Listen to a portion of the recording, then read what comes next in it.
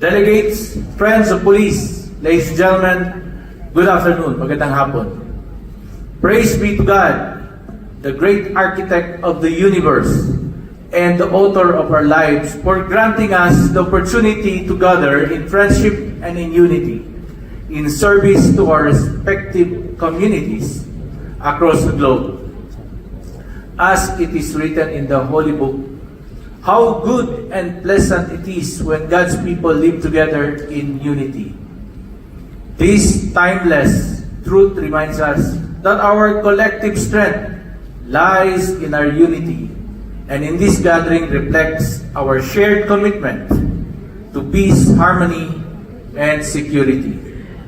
Allow me to share to you a brief story that shaped my determination to make Asianapol a more action-oriented and operationally relevant platform, one that moves beyond dialogue and turns commitment into concrete action. Before assuming my post as Executive Director in December 2023, a police officer assisting me at the airport in Manila asked where I was headed. I proudly said, well, to Kuala Lumpur, to serve as the Executive Director of Asianapol. He looked at me and asked, "Sir, what is Asianapol?" That moment struck me, deeply realizing that even within our law enforcement community, Asianapol was not well known or understood. Later, I heard a similar sentiment in Kuala Lumpur that Asianapol was just for ceremony. Those experiences became my wake-up call to remind everyone that Asianapol is not ceremonial but operational, not symbolic but strategic. With that conviction, I introduce Program David, patterned after my name, DAVID. A framework built on D as for dedication, A for accountability, V for vigilance, I for integrity, and D for development. To strengthen collaboration and deliver measurable results, since then, the Secretariat has worked tirelessly to turn vision into reality. From 2024 to 2025, Asianapol has undertaken more than 329 activities, marking significant growth in engagement and impact. Over the past 2 years, the Secretariat has worked tirelessly to transform the vision into reality. The activities from 2024 and 2025, though modest in number, represent meaningful milestones. The operational accomplishments achieved through bilateral and multilateral cooperation among member countries and our partners. Excellency, in 2024, the Secretariat conducted a total of 155 activities, a significant increase from the previous years. From January to October 2025, we have reached 174, surpassing the previous years. And we still have to count November and December this year. With the number comes some tangible results. Allow me to highlight a few of the most significant. Number one is the Asianapol and Korean National Police Agency strengthened cooperation through the forthcoming Breaking Change project. Second is the Asianapol and SOCTC Japan enhanced collaboration in support of the Asianapol Plan of Action on eliminating scam centers linked to trafficking in person for forced criminality.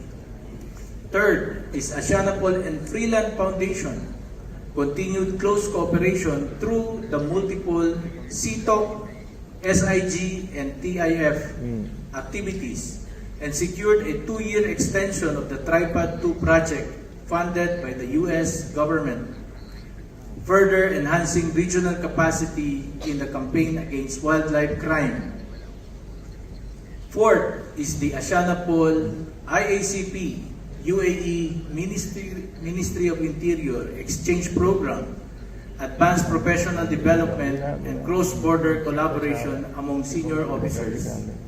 The initiative resulted in 5 ASEAN police officers to graduate in 2024.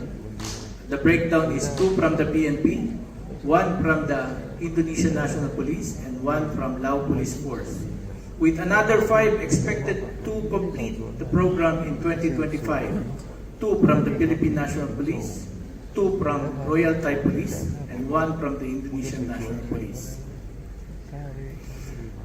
Through its partnership with My Security Media, Asianapol supported the Top Women in Security ASEAN Award 2024 and 2025, recognizing outstanding women in policy and security.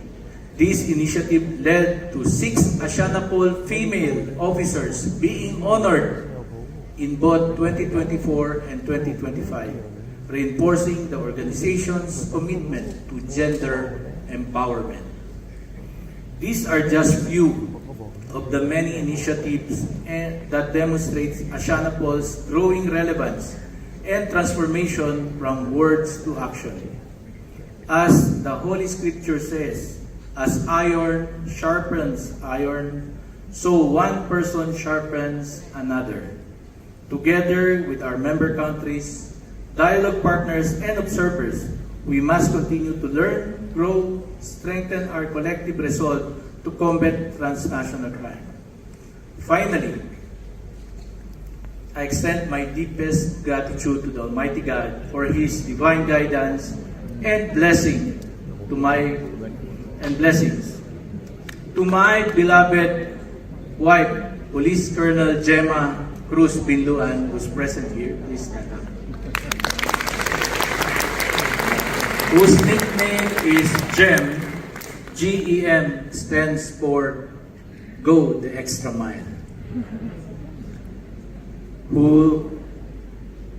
To my family for their unwavering love, understanding, and sacrifice, as well as to my parents and siblings for their consistent prayers, inspiration, and unconditional support through my journey.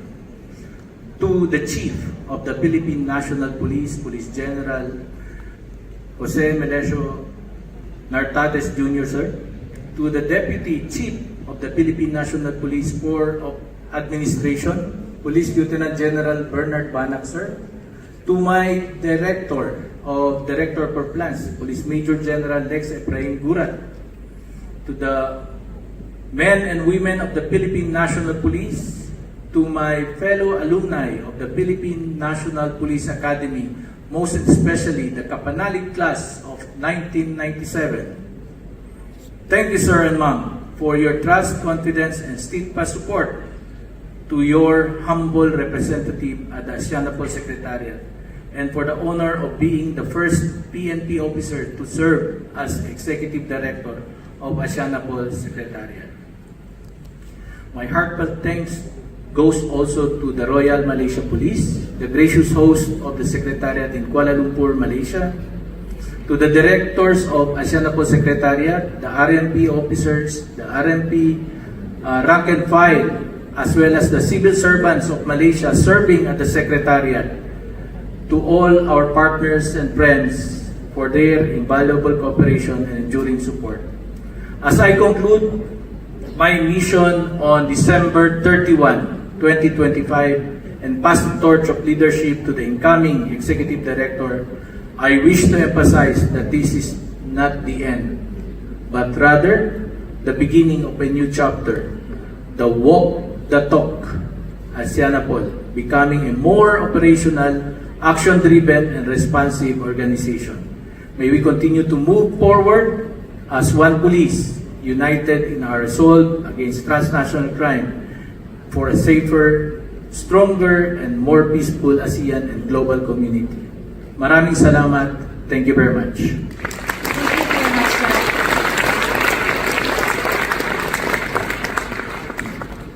May I respectfully invite